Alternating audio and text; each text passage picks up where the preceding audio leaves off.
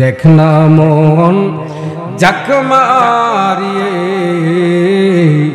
দুনিয়াদারি তোর পিছে পিছে ঘুরছে সমন, পিছে পিছে ঘুরছে সমন, কোন দিন জানে হবে সমন জারি।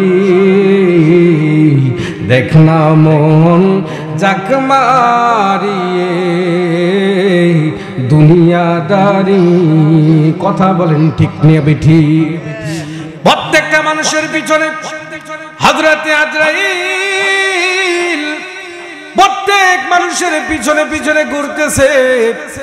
মানুষের যখন হায়াত শেষ হয়ে যাবে, হযরতে আজরাইল ওই মানুষটারে এমন ভাবে থাবা মাইরা নিয়ে যাবে, দুনিয়ার কোনো আপন মানুষ, দুনিয়ার কোনো আপন বন্ধু, দুনিয়ার কোনো আপন ভাই বাবা মা আত্মীয় স্বজন যারা আছে, ওই দিন তার কেউ কোনো কাজে আসবে না। কথা বলেন ঠিক কিনা?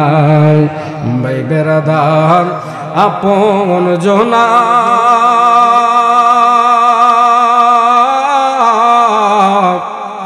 সঙ্গে তোমার কেউ যাবে না। ভাই বেরাদার আপন জনা সঙ্গে তোমার কেউ যাবে না। ও তুমি আইছো একা যাইবা একা, আইছো একা যাইবা একা, সঙ্গে তোমার কেউ যাবে না।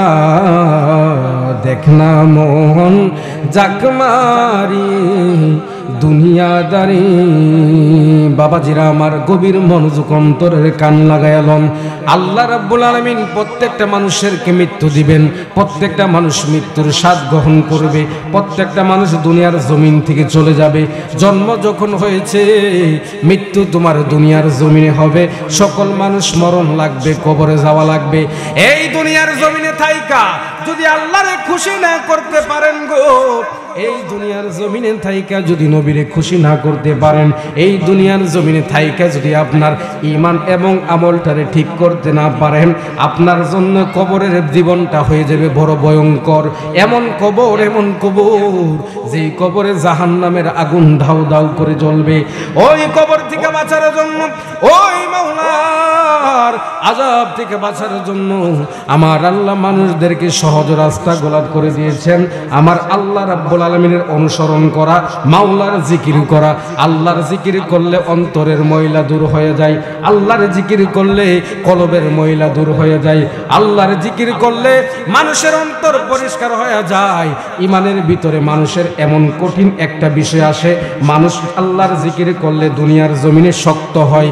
আসুন বাবাজির আমার, মহাব্বতে একটু আল্লাহর জিকির করবো সবাই মিলে। আল্লাহ।